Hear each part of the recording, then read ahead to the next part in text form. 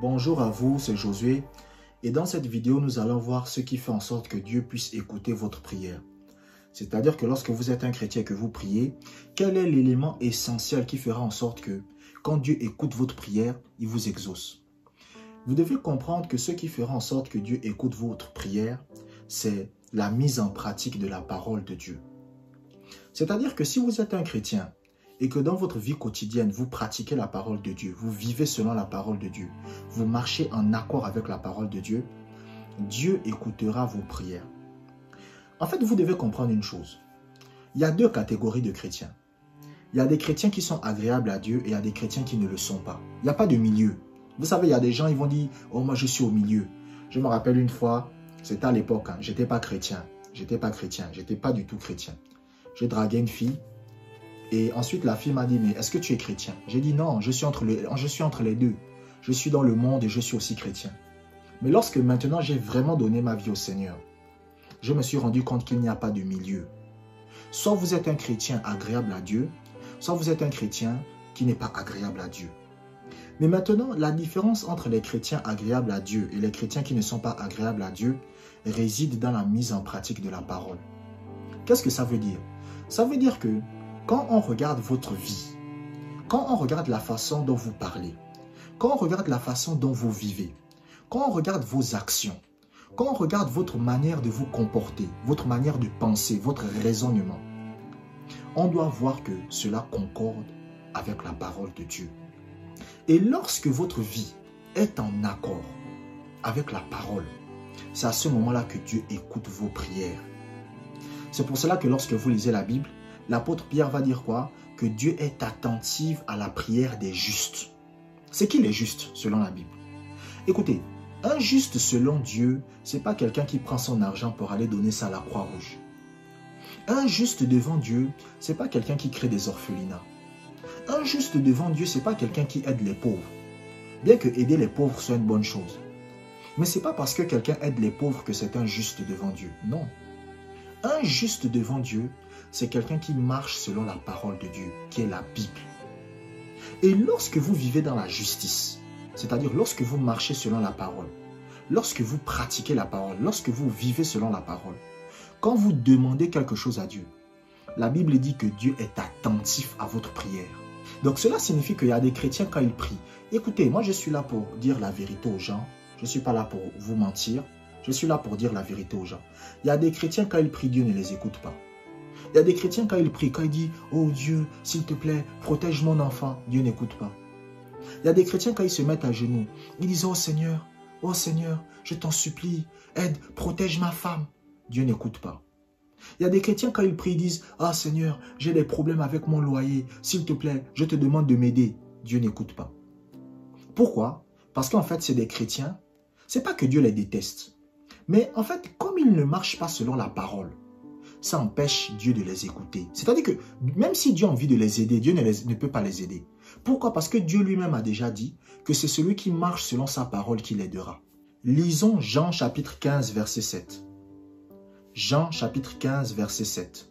« Si vous demeurez en moi et que mes paroles demeurent en vous, demandez ce que vous voudrez et cela vous sera accordé. » Regardez ce que le Seigneur Jésus-Christ est en train de dire. Le Seigneur Jésus-Christ est avec ses disciples. Et il dit à ses disciples, est-ce que vous voulez être exaucés dans la prière? Est-ce que vous voulez que quand vous priez, Dieu agisse? Les disciples disent oui, c'est ce qu'on veut. Jésus leur dit le secret. Jésus dit, si vous demeurez en moi et que mes paroles demeurent en vous, ce que vous demanderez là, vous aurez ça. Et là, vous voyez ce qu'on appelle le nom de Jésus. Les gens pensent que, vous savez, quand la Bible dit « demandez au nom de Jésus », les gens pensent que c'est parce que quelqu'un dit au nom de Jésus que Dieu l'exauce. Non. Quand la Bible dit « demandez au nom de Jésus », ça veut dire quoi? Ça veut dire demander quelque chose à Dieu avec la vie de Jésus que vous menez.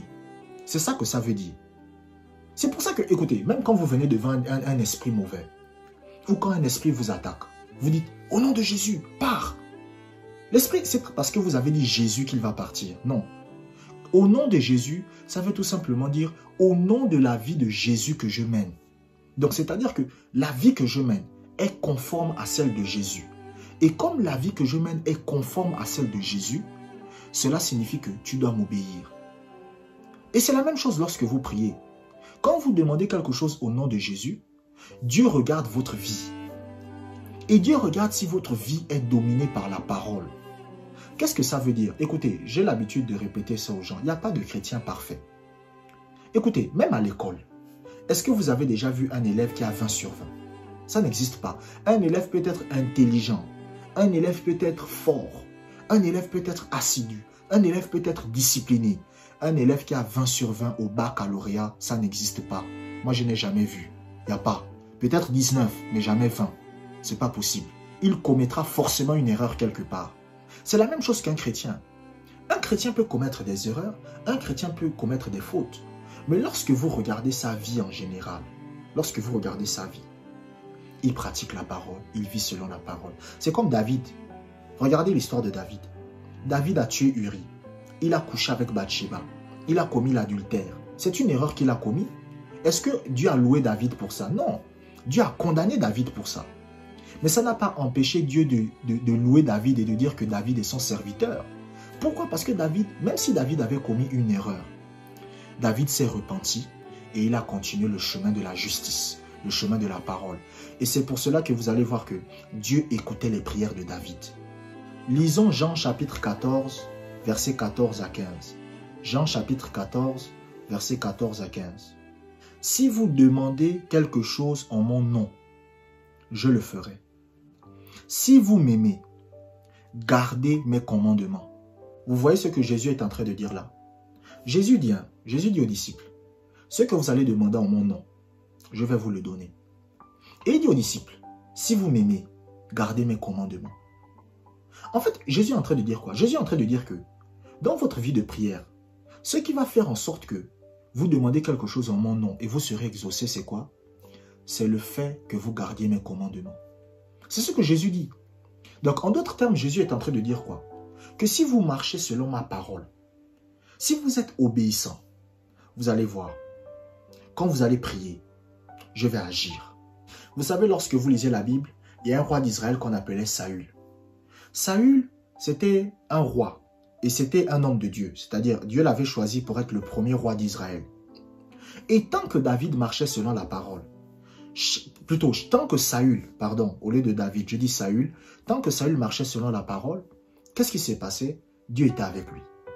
Mais quand Saül a commencé à ne plus marcher selon la parole, la Bible dit que lorsque Saül a invoqué Dieu, Dieu n'a pas répondu. Donc Saül était attaqué par une armée. On allait le détruire. Saül a levé les mains au ciel. Il a dit, Dieu, aide-moi. Dieu ne l'a pas aidé. Et Saül s'est fait tuer. Mais en réalité, qu'est-ce qui a fait en sorte que Dieu n'agisse pas dans la vie de Saül? C'est parce que tout simplement, Saül avait abandonné la parole de Dieu. C'est la même chose qui s'est passée avec Salomon. Lorsque vous lisez l'histoire de Salomon, c'est à peu près la même chose. Salomon marchait avec Dieu. Mais à un moment donné, à cause des nombreuses femmes que Salomon avait, Salomon va abandonner le Seigneur. Il va arrêter de marcher selon la parole. Et quand il aura les problèmes, Salomon va invoquer Dieu, mais Dieu ne va pas l'aider. Dieu ne va pas l'aider.